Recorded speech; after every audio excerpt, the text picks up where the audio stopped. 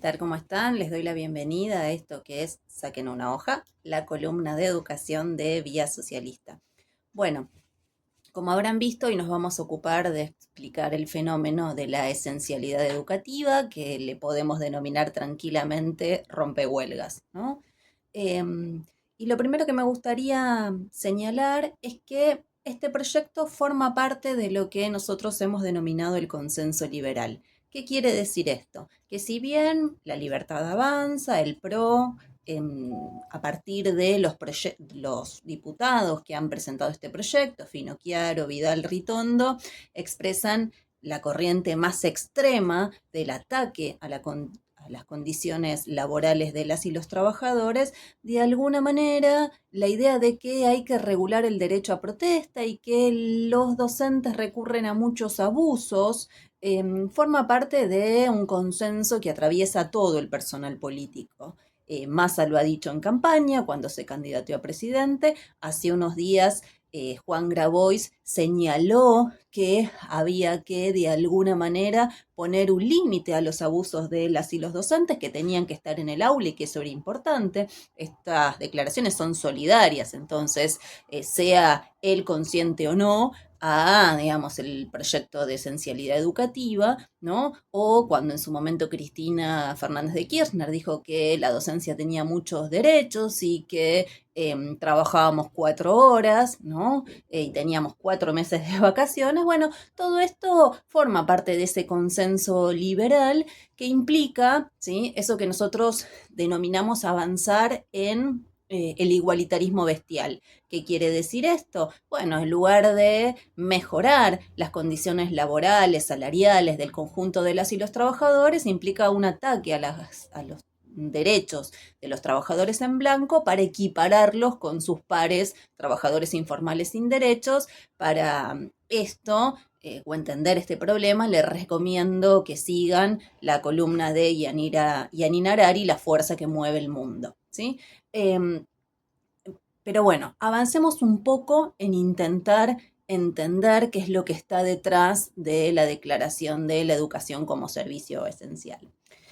Lo cierto es que el proyecto, digamos, que se acaba de votar, que tiene media sanción desde el 14 de agosto y que está esperando, una vez que diputados le dio media sanción, está esperando para ser tratado en la Cámara de Senadores. Como trámite parlamentario se inició en marzo de este año. Y lo cierto es que lleva la firma, como les anticipaba recién, de Alejandro Finocchiaro, de María Eugenia Vidal, de Cristian Ritondo y otros diputados que forman parte del bloque, digamos, del PRO, incluyéndolo del PRO, del radicalismo, digamos, incluyéndolo originalmente en el proyecto original a Martín Tetaz, ¿sí?, que suscribía esta iniciativa. El mismo Finocchiaro tiene un antecedente inmediato de este proyecto que data del año 2022, ¿sí? Pero no se trata de los únicos momentos en los cuales se intentó avanzar con proyectos similares. De hecho, vamos a ver en un rato nomás que la iniciativa más antigua de intentar regular el derecho a la protesta de los trabajadores de la educación data del año 2000-2001, ¿no? Un poco de esto conversábamos en la columna del mes de enero, ¿sí?, donde analizábamos el decreto de necesidad de urgencia y la ley base, es decir, las primeras medidas parlamentarias del gobierno de Javier Milei. Bueno, digamos, aparecía inclusive la declaración de la educación como servicio esencial, ahora lo vamos a ver. Y digamos, lo interesante, y tiene que ver con lo discursivo, ¿no?, es cómo en general esta idea de que la educación sea esencial apela a nuestro sentido común. Cuando asociamos esencial con su significado como adjetivo, suponemos, ¿sí?, que tiene que ver con que se declare algo como fundamental, principal, sustancial, ¿sí?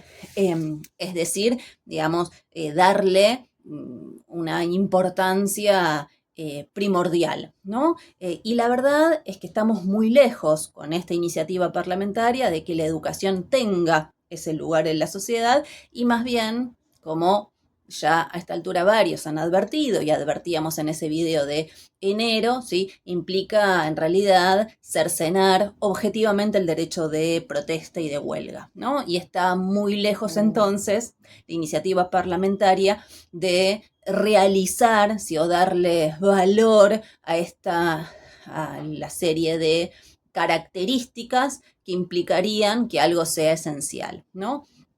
De hecho, esta apelación a la esencialidad tiene una clara marca ideológica, y esta no es la única que aparece en el proyecto, porque obviamente nadie dice en el proyecto vamos a atacar el derecho de protesta de las y los docentes, sino que lo que van a fundamentar, y esto aparece en el artículo primero, es la idea de que, bueno, que en realidad hay dos derechos que están en disputa. Por un lado, el derecho a la protesta por parte de las y los docentes que cuando protestan, realizando paros, ¿sí? En realidad están cercenando el derecho a la educación de niñas, niños y adolescentes. Entonces, de alguna manera, declarar la educación obligatoria como servicio esencial implicaría, y así lo establece el artículo primero del proyecto original que se presentó en marzo, garantizar la protección y promoción integral de los derechos de niñas, niños y adolescentes en el cumplimiento efectivo del ciclo lectivo, ¿no? Entonces retengamos acá que no se está discutiendo solo, ¿sí?, el derecho a la protesta, sino también que se va a avanzar en intentar garantizar el calendario escolar a como dé lugar, ¿no? Y ahora vamos a ver que esto implica ataque a otros derechos estatuidos por parte del personal docente, ¿no? Entonces, fíjense, el primer aspecto, uno podría decir paradojal, ¿sí? Por parte de un gobierno que se dice libertario, que se dice que venía a arrasar con el Estado, que se dice que, digamos, defendía las libertades irrestrictas de cada uno de los individuos. Y en ese sentido, entonces, el derecho de protesta o entraría dentro de esas libertades individuales. Bueno, de alguna manera ese personal político que decía que iba a destruir el Estado, en realidad lo que está haciendo es colocar al Estado como árbitro en esta supuesta pugna en dos derechos, ¿no? Frente a dos derechos. Obviamente, ¿qué es lo que implica la esencialidad? Es que no se interrumpa la continuidad en el proceso educativo. Ahora vamos a ver cuáles son los mecanismos formales o concretos que prevé el proyecto para avanzar en esto, ¿no? Obviamente, este proyecto implica modificar, ¿sí?, la ley 25.877 del año 2000, que estableció algunos servicios como esenciales, ¿no? Y entonces la modifica estableciendo que el sistema de educación obligatoria nacional también forma parte de los servicios esenciales junto a servicios sanitarios, hospitalarios, producción de distribución de agua potable, energía eléctrica y gas, así como el control del tráfico aéreo, ¿no? La ley, de acuerdo a los parámetros establecidos por la Organización Internacional del Trabajo, establecía que, ¿sí?, que pueden agregarse como servicios esenciales otras actividades que no sean estas que les acabo de enumerar, si ponen, ¿sí?, la discontinuidad en ella, digamos, ponen en peligro la vida, la seguridad o la salud de toda o parte de la población, ¿no? Entonces, de alguna manera está claro, ¿sí?, que al colocar la educación sobre esto están forzando, digamos, esta normativa, ¿sí? Y, de nuevo, no es inocente entonces que los fundamentos del proyecto apele todo el tiempo no solo a la idea del derecho en abstracto a la educación de niñas, niños y adolescentes, sino a cómo la continuidad escolar de alguna manera garantiza su salud mental, y para eso recurren a datos aislados de la pandemia. Ahora lo vamos a ver, ¿sí? Obviamente, ¿qué es lo que implica concretamente esta mentada esencialidad? ¿Sí? Bueno, de aprobarse, lo que se establece, ¿sí?, es que tienen que fijarse guardias mínimas, ¿sí? De la misma forma que decimos, se bastardea la noción de esencialidad o de esencial en el proyecto, también se estira mucho la definición de la palabra mínimo, ¿sí? Porque el proyecto original, el de marzo, ¿sí?, que fue modificado en realidad en lo que la Cámara de Senadores debe votar, suponemos que la primera semana de septiembre. El proyecto original, tal como aparecía en el DNU, ¿sí?, y en la ley bases, establecía que las guardias mínimas oscilaban entre el 50% y el 75% del personal educativo que debe concurrir a las escuelas, ¿sí? Esta distinción entre 50 y 75, finalmente en el proyecto se aprueba 30% y 50% del personal docente, digamos, está asociada si el conflicto tiene 24 horas, 48 horas o más, ¿no? Continuas o discontinuas, y esto es algo también que hay que señalar, ¿no? Entonces, fíjense que de alguna manera, pese a que, digamos, la ley bases, ¿sí?, no fue aprobada en el Congreso, ¿sí?, en esta iniciativa parcial se recuperaba de lleno, ¿sí?, las intenciones, inclusive las cifras que establecía, digamos, la ley que no había prosperado en su momento en las sesiones extraordinarias, ¿no?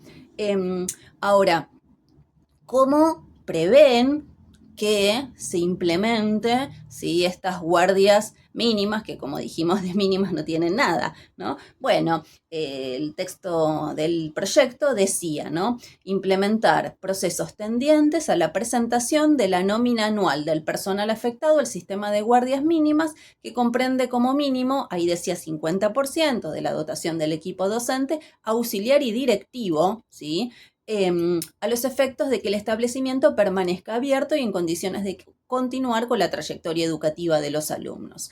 Y dice, en aquellos casos en que el directivo a cargo de la institución por motivos fundados lo decidiese, la guardia mínima podrá ascender al 70% del personal anteriormente citado.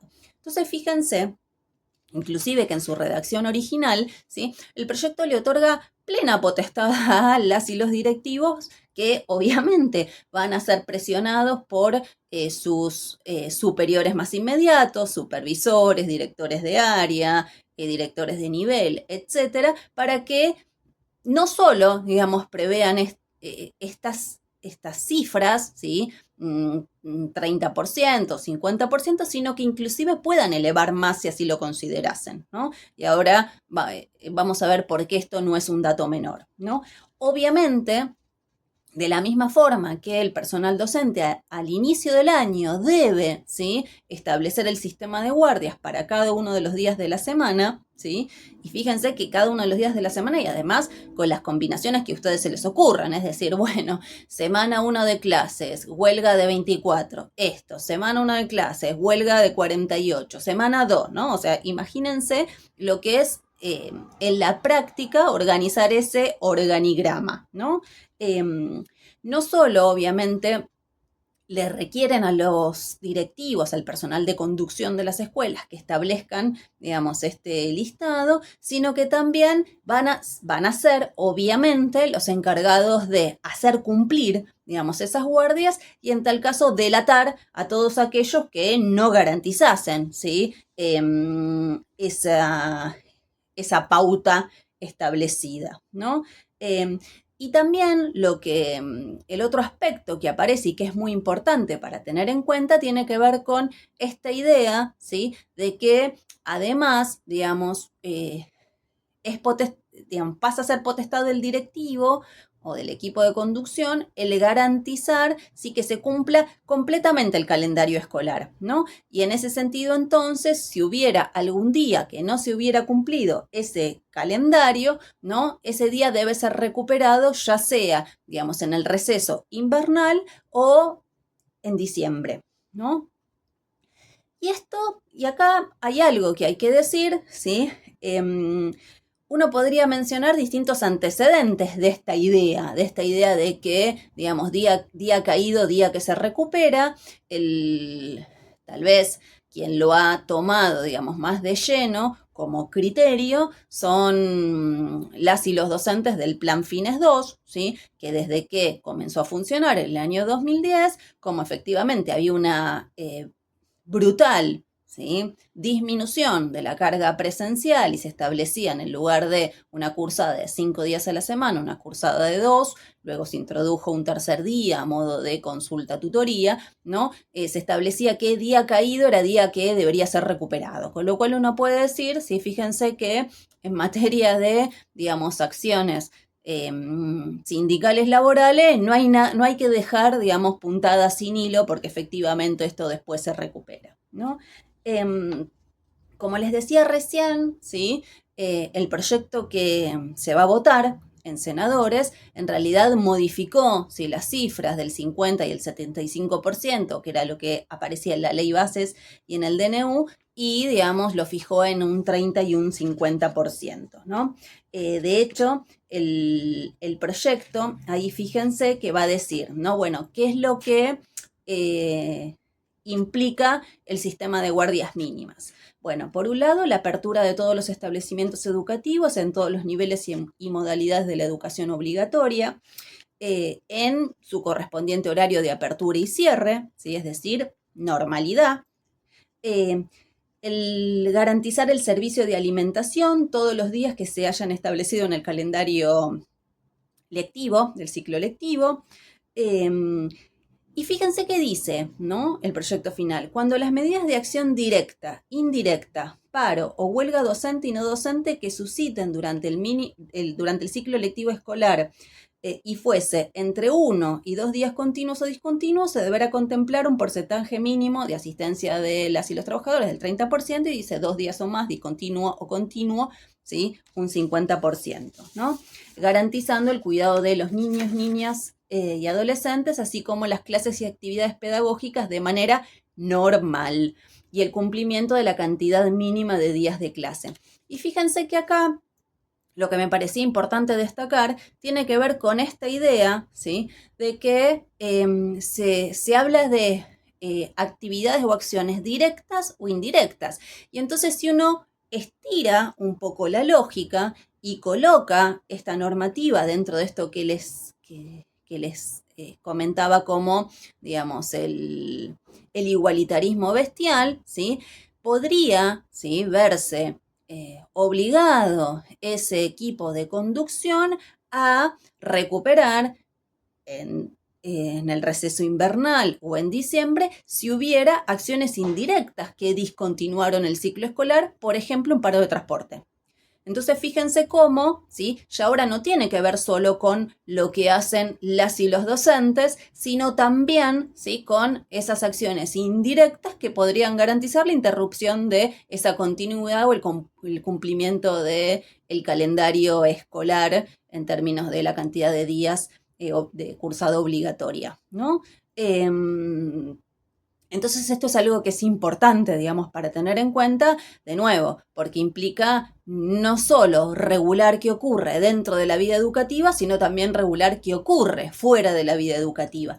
Y si vamos a hablar dentro de lo que ocurre de la vida educativa, recuerden, ¿sí?, que en muchas jurisdicciones las jornadas de discusión institucional, ¿sí?, como las famosas EMI, ¿sí?, como se denominan en la ciudad de Buenos Aires, los espacios de mejora institucional, se realizan con suspensión de clases. Bueno, de nuevo, si vemos qué es lo que establece, ¿sí?, esta normativa, esa suspensión ya no va a poder darse y en realidad lo que va a ocurrir es en muchas jurisdicciones, estas jornadas de discusión institucional se realizan, por ejemplo, los días sábados, ¿sí?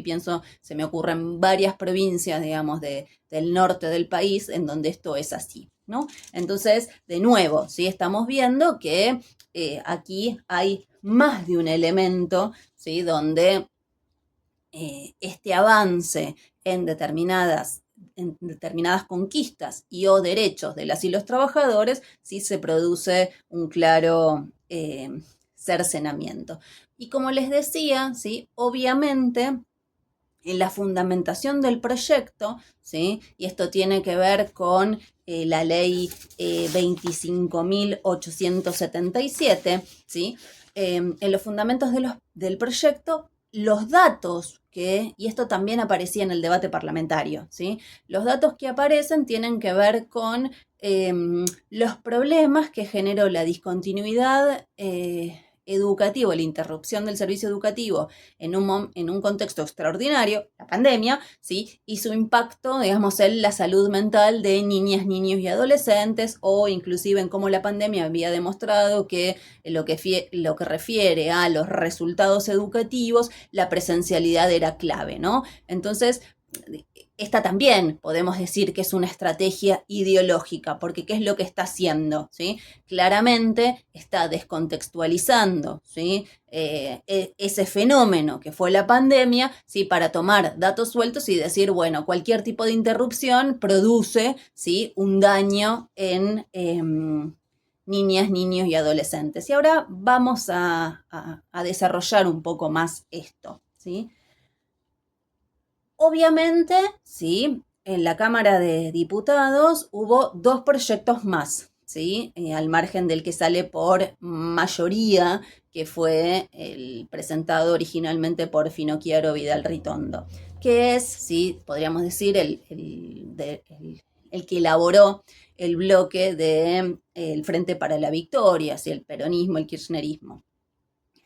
Y es interesante, ¿no? Porque en general en su proyecto hablan como si ellos no hubieran gobernado los últimos 16 años de los últimos 21, ¿sí? Y en ese sentido, digamos, hablan de cómo debe garantizarse el derecho a la educación y lo mal que está la educación, como si ellos no tuvieran ningún tipo de responsabilidad, ¿no? Entonces, dicen, ¿no? En la presentación del proyecto, el derecho a la educación y la presencialidad deben sostenerse garantizando condiciones de educabilidad, esto es becas para poder estudiar, el mantenimiento y la construcción de escuelas, sostenimiento de los comedores, garantizando libros, conectividad y dispositivos tecnológicos. En relación a los comedores, sobre los que los proyectos manifiestan la preocupación de que no cierren, es importante decir que el último tiempo atravesaron un desfinanciamiento, ¿no? Obviamente van a denunciar el recorte presupuestario, el recorte también en materia de infraestructura, ¿no? Y en ese sentido, digamos, van a decir que las guardias mínimas lo que buscan es cercenar los derechos sindicales. Y acá la verdad que podemos decir 2 cosas, ¿sí? Por un lado, bueno, las escuelas estaban muy lejos de ser un lecho de rosas antes de que asumiera Javier Milei, ¿sí? Problemas de infraestructura, problemas digamos, los problemas de la falta de dispositivos y de conectividad en las escuelas, lo vimos durante la pandemia, ¿no? Entonces digo, bueno, la verdad es que forma parte de un oportunismo político, ¿no? Como siempre, digamos, se corren del eje de la escena de la participación, ¿no? Y el otro aspecto que me parecía importante para conversar con ustedes, ¿sí? Tiene que ver con que la otra estrategia a la que recurren, si además de yo no tengo nada que ver con cómo están las escuelas ahora, es de alguna manera argumentar los distintos fallos de la Cámara Nacional de Apelaciones del Trabajo, de los Juzgados Nacional de Primera Instancia, ¿sí? Y los fallos de la Corte Suprema que hicieron lugar a las presentaciones que en su momento hizo la CETERA sobre el antecedente más antiguo, ¿sí? De la declaración de la educación como servicio esencial, que data del 2001, ahora lo vamos a ver. Entonces, la estrategia, ¿sí? De alguna manera del peronismo, ¿sí? Es canalizar, ¿sí? La protesta institucionalmente. ¿Por qué? ¿Sí? Porque en realidad toda la fundamentación lo que sostiene es esto es inconstitucional, ya hay distintas instancias de fallo en primera, en Cámara y en la Corte Suprema, y entonces esto ya es materia juzgada, con lo cual no tendríamos que volverlo a discutir y esto no va a prosperar, ¿sí? Entonces fíjense que esta estrategia es solidaria, ¿sí? A la canalización de la protesta por la vía institucional y de alguna manera, también podemos decirnos, explica el quietismo de los sindicatos gobernados por el peronismo que, digamos, con suerte van a convocar un paro el día que esto se trate en senadores, ¿no? Y lo único que hemos visto son cartas de repudio y de rechazo, ¿no? Entonces, esto también es importante, sí, para tener en cuenta cuál es el acuerdo entre el personal político, ¿sí? Más allá de los fuegos artificiales, ¿no? Hubo un tercer proyecto, sí, que es el proyecto que presentó la bancada del Frente de Izquierda, ¿sí? Que digamos, de alguna manera correctamente señala que todo el personal político es responsable, ¿sí? De alguna manera, digamos, de los déficits estructurales del sistema educativo, en particular, saludablemente apelando a los datos de Argentinos por la Educación o del CIPEC, señalan, ¿sí?, que hay más de 26.000 millones de dólares, que es la deuda que tiene, ¿sí?, el Estado con el sistema educativo por no cumplir, ¿sí?, las leyes de financiamiento educativo que establecían, digamos, un financiamiento del 6% del PBI destinado a educación, ¿no? Y obviamente van a apelar, ¿sí?, en su proyecto, que lo único que hace es rechazar, digamos, la ley de esencialidad, es al folclore de siempre, ¿no? Entonces van a decir, bueno, fue la organización de la docencia, los planes de lucha, la huelga y los paros, la herramienta fundamental que en nuestro país sirvió para poner un límite al desastre de las reformas antieducativas que se han ido aprobando desde los 90 hasta la fecha, como si antes de los 90 no hubiera, digamos, leyes antieducativas o leyes que atacan o degradaron la educación, pero bueno, fue la organización y la lucha de los docentes junto a los estudiantes y las familias la que sostuvo la defensa de la educación que todos los gobiernos privatistas pretendieron demoler integralmente, desde la ley de transferencia de los servicios educativos a las provincias, municipios, pasando por la ley federal, el vaciamiento presupuestario para fomentar la mercantilización y la privatización. Bien, en definitiva, recurren a lo de siempre, ¿sí? Esta idea de que los problemas del sistema educativo tienen que ver con el fantasma de la privatización y no logran, digamos, explicar la realidad, digamos, que no hay privatización ni mercantilización posible en una sociedad que tiene a la mitad de su población en condiciones de pobreza y hay 7 de cada 10 infancias en condiciones de pobreza. Precisamente la estrategia del Estado ha sido la de degradar la educación, ¿sí?, con un cambio de jerarquía en el interior del Estado, es decir, digamos, del Estado nacional, el Estado provincial, el Estado municipal. Ese es el proceso que afecta al sistema educativo de los 50 para acá, ¿no? Entonces les decía, ¿no? Obviamente hay 3 proyectos, el que seguramente, ¿sí?, se va a discutir en senadores la primera semana de septiembre es el presentado por Finocchiaro, Vidal y Ritondo, ¿sí?, con estas modificaciones que de alguna manera acotaron a la mitad de la planta docente las guardias mínimas, ¿no? De nuevo, de mínimo esto no tiene nada, pero digamos es lo que aparece aquí. Y como les decía, este proyecto no sorprende, ¿sí? ¿Por qué? Porque efectivamente lo mismo aparecía en la ley bases, ¿sí? Y la búsqueda, digamos, de avanzar en la reforma laboral del conjunto de los trabajadores. Y recuerden, ¿sí?, y por eso les recomiendo las 2 columnas de Yanin Harari, La fuerza que mueve el mundo, que dedicó, ¿sí?, a poder analizar la ley bases, el DNU, que quedó de la reforma laboral, digamos, era que de alguna manera, ¿sí?, aparecía en el proyecto original la idea de que lo que no puede hacerse es afectar la libertad de trabajo de quienes no adhieran a medidas de fuerza, ¿no? Entonces ahí es donde entraba, digamos, la idea de las guardias mínimas y fíjense que este criterio es solidario con esto que les planteaba antes, ¿sí? Fíjense que en el proyecto final, ¿sí?, los directivos tienen que garantizar el cumplimiento completo del calendario escolar, ya sea que esté afectado por medidas de acción directa o indirecta, y dentro de indirecta podemos estirar la cuerda todo lo que imaginemos y podría incluir, digamos, las huelgas, digamos, del transporte que impidan, digamos, acceder a el conjunto de la docencia a los establecimientos. Bueno, ese día caído se va a tener que recuperar, ¿no?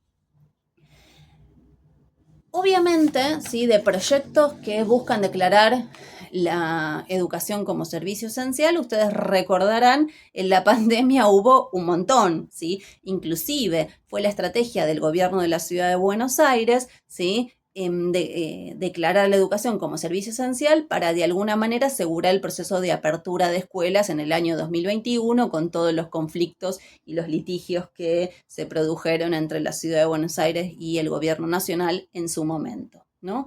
Pero yo les decía, en general el más antiguo, el proyecto más antiguo, ¿sí?, en realidad data, ¿sí?, del año 2001, ese que citaba el proyecto peronista para decir quédense tranquilos que esto ya ha sido juzgado, ¿sí? Que precisamente quien elaboró, ¿sí?, ese proyecto no es ni más ni menos que Patricia Bullrich, ¿no?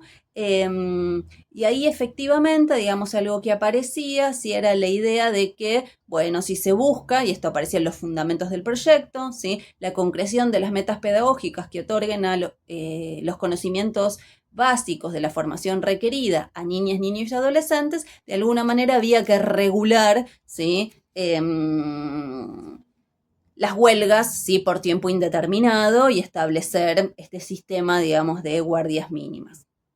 De hecho, en ese momento, el artículo 3 sí establecía que se tendrían que establecer, digamos, servicios mínimos que mantengan en funcionamiento el sistema educativo, ¿sí?, para garantizar el funcionamiento de los comedores, el dictado de la cantidad de días de clases en el año determinado por el calendario escolar, mantener abiertas las escuelas, garantizando una guardia mínima para que los padres puedan dejar a sus hijos en ellas con seguridad, ¿no?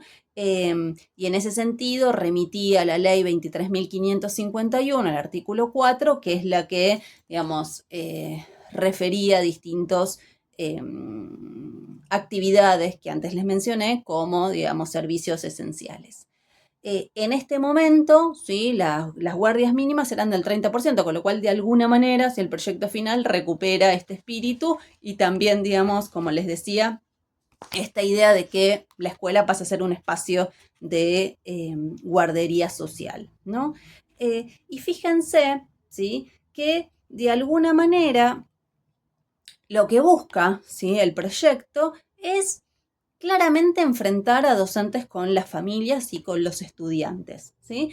Porque fíjense que que lo que está trazando como hilo conductual, ¿sí?, es esta idea de que, bueno, la continuidad escolar pareciera ser que solo se ve interrumpida por las huelgas docentes, ¿no? Como si no hubiera causas de paralización en los problemas de infraestructura, en la falta de servicios básicos en las escuelas, en la accesibilidad de las escuelas. Recuerden que en determinados lugares llueve y ya la escuela se vuelve un lugar inaccesible, ¿sí?, sea porque la única que está pavimentada es la cuadra donde está la escuela y a la vuelta ya tenés tierra, ¿sí? Entonces digo, ¿no? Este es un primer aspecto, ¿sí?, que tiene una clara intencionalidad, borrar, ¿sí?, todas estas otras causas que son responsabilidad del Estado para fijar, establecerse y argumentar que el único motivo por el cual se produce discontinuidad escolar son, ¿sí?, los paros docentes, ¿no? El otro aspecto que me parecía importante, ¿no?, para que conversáramos, ¿sí?, tiene que ver con, bueno, fíjense, ¿no?, que además lo otro que podríamos decir, ¿sí?, es que tendremos que preguntarnos cómo se va a ejecutar, ¿no?, el establecimiento de estas guardias mínimas, porque pensemos en la realidad de las escuelas, ¿sí? Bien, el proyecto establece, ¿sí?, que de producirse una huelga de más de 2 días, ¿sí?, el directivo, el equipo de conducción tiene que garantizar el 50% de las y los docentes concurriendo a las aulas. Entonces, la pregunta que nos hacemos es, bien, ¿qué van a tener clases? Primero los grados pares y en la semana siguiente, si continúa el conflicto, los impares. Digo, les recuerdo que en Argentina no existen las parejas pedagógicas, es decir, que haya por lo menos 2 docentes por curso, algo que sería pedagógicamente muy necesario y que en última instancia sería la base material para garantizar continuidad de todos los estudiantes, porque piensan que están diciendo la continuidad de todos los estudiantes. Bueno, la pregunta que hay que hacerse es, si vos tenés a la mitad del personal docente en una escuela primaria, ¿cómo vas a garantizar la continuidad de todos? Ya ni hablemos si intentamos proyectar, ¿sí?, esta problemática a lo que son las escuelas secundarias que tienen, digamos, de primero a quinto, de primero a sexto o séptimo, según cómo sea la estructura educativa, y además tienen múltiples divisiones. Bueno, lo cierto es que, digamos, suena muy bien en los papeles, suena bastante irrealizable en la práctica, ¿no? Además, hay otros aspectos que hacen a la discontinuidad, sí, escolar, que tienen que ver con aspectos de la vida educativa, ¿sí? Por ejemplo, ¿sí? 4 de cada 10 docentes son interinos o suplentes. Esto provoca una rotación muy grande en el aula, ¿sí? Y esto atenta contra la continuidad escolar. Bueno, el responsable de resolver esto es el Estado, ¿no? Con lo cual habría que decirles que cuando hay rotación de docentes que atentan contra la continuidad escolar, bueno, tiene que ver con, digamos, la propia estructura del derecho, ¿sí? Laboral al cual las y los gobiernos, digamos, atacan una y otra vez. O, ¿por qué no? ¿Sí? La baja salarial. Recordemos que hay provincias, más de 7 provincias que hoy se encuentran en conflicto porque sus docentes, cuando recién arrancan a trabajar, cobran, ¿sí? Tal como ha fijado el salario mínimo el gobierno nacional, 420.000 pesos, ¿sí? Entonces, 420.000 pesos es un tercio de la canasta familiar. Entonces, ¿cuál es la consecuencia de la baja salarial? El pluriempleo, ¿sí? La sobreexplotación, y esto atenta contra la carrera docente. Bueno, señores, quieren, digamos, garantizar mejores docentes y mejor continuidad, ya saben qué tienen que hacer, pagar mejores salarios, por ejemplo, ¿no? Entonces, fíjense que, claro está, el ocultar, ¿sí? Todos estos aspectos forma parte de ese consenso liberal que busca de alguna manera construir la idea, ¿sí? De que cuando se produce, ¿sí? Fragmentación del proceso educativo tiene que ver con los paros docentes y esta es la única causal, ¿sí? de discontinuidad escolar. Obviamente, solidario de esto es la búsqueda de aislar al conjunto de las y los docentes del resto de la comunidad educativa, ¿no? Haciéndolos, ¿sí? Responsables de la crisis educativa. Y digo que recientemente Juan Grabois haya levantado este guante diciendo, y sí, la verdad es que hay muchos abusos, los pibes tienen que estar en el aula, así que yo de alguna manera estoy de acuerdo con que haya continuidad. Bueno, expresa de cómo ha encarnado este consenso liberal, ¿sí? En el conjunto del personal político. Y para terminar, el último aspecto que me parecía importante, ¿sí? Señalar es la idea de, bueno, tengo estos principios pero para determinadas cosas, pero si no te gustan, o mejor dicho, me gustan, pero también tengo otros que son, digamos, contrarios a, digamos, lo que te afirmé después. Fíjense, ¿no? Que todo el proyecto de esencialidad abona una y otra vez sobre la necesidad de la continuidad escolar, ¿no? La importancia de la continuidad escolar, la importancia de la presencialidad escolar, y ahí se va la pandemia, bueno, un montón, digamos, de ejemplos para ilustrar esto, ¿no? Entonces, el fundamento ideológico medular de esta iniciativa es que la continuidad escolar es vital y es irreemplazable si se piensa en proyectar un proceso de enseñanza-aprendizaje de calidad. Y de la misma forma que se afirma esto en este proyecto, el gobierno nacional tiene en carpeta una reforma educativa que prevé, ¿sí? Reformar las formas de cursada escolar y va a establecer, digamos, se rumorea, porque todavía no lo han presentado, pero esperen un poquito que en cualquier momento lo presentan, ¿sí? La idea de que hay materias fundamentales, ¿sí? Que son presenciales y va a haber otras materias que implican un sistema híbrido no presencial. Recuerden, ¿sí? Y esto lo analizamos en columnas anteriores, que forma parte, digamos, de la ideología liberal, la idea de que, digamos, si pudiéramos promover el homeschooling, sería, digamos, la forma educativa por excelencia, ¿sí? Esto aparece en la ideología de Milton Friedman, ¿sí? Y de los libertarios locales en materia, digamos, educativa, ¿no? Entonces, fíjense, la pregunta que tenemos que hacernos es, ¿pero cómo? ¿La presencialidad es o no es fundamental? Bueno, para atacar los derechos de huelga de las y los docentes, lo es, ¿sí? Para, a la hora de pensar una reforma educativa que implique además tal vez la posibilidad de reducir la planta docente, la presencialidad ya no es tan importante, ¿no? Entonces, fíjense, para ir cerrando, ¿sí? Lo que vemos en este proyecto, ¿sí? Es cómo, ¿sí? Y de nuevo, por eso las estrategias que buscan, ¿sí? Circunscribir la protesta parlamentariamente nos llevan al fracaso, ¿sí? Se puede haber no aprobado la ley bases, ¿sí? En el Congreso en sesiones extraordinarias, pero fíjense cómo parceladamente, ¿sí? Empieza a ser aprobada, ¿sí? En distintas iniciativas. Es muy claro, ¿sí? Que el proyecto que establece, digamos, la esencialidad educativa está muy lejos, ¿sí? De sostener que la educación es algo principal, porque para sostener que la educación es algo principal hace falta un plan integral que implique dotar a las escuelas de recursos, de personal docente, de material didáctico, ¿sí? Revisar las articulaciones en el sistema, digamos, implica mucho más que simplemente cercenar el derecho a la protesta de las y los trabajadores, ¿no? Entonces, bueno, digamos, está claro que estamos frente a una medida claramente antisindical y podríamos decir, ¿sí? Lo más preocupante tiene que ver con el extendido consenso, ¿sí? Que se ha trazado en torno a esta idea que busca encontrar en la docencia el chivo expiatorio de la crisis educativa, ¿no? Precisamente es por eso que hay que construir una alternativa política distinta, ¿sí? A quienes administran, ¿sí? La miseria del sistema educativo hace décadas. Bueno, amigas, amigos, como siempre les pido, suscríbanse al canal de YouTube de Vía Socialista si les llega una notificación cada vez que hay un nuevo episodio. Sigan todas las columnas de las compañeras y los compañeros que aparecen en el canal. Estén atentos porque en breve va a aparecer material nuevo y todos los miércoles a partir de las 20 horas préndanse a Hay Plata si ustedes quieren saber y entender qué es lo que está pasando. Por hoy las y los dejo, ¿sí? En esto que fue, saquen una hoja.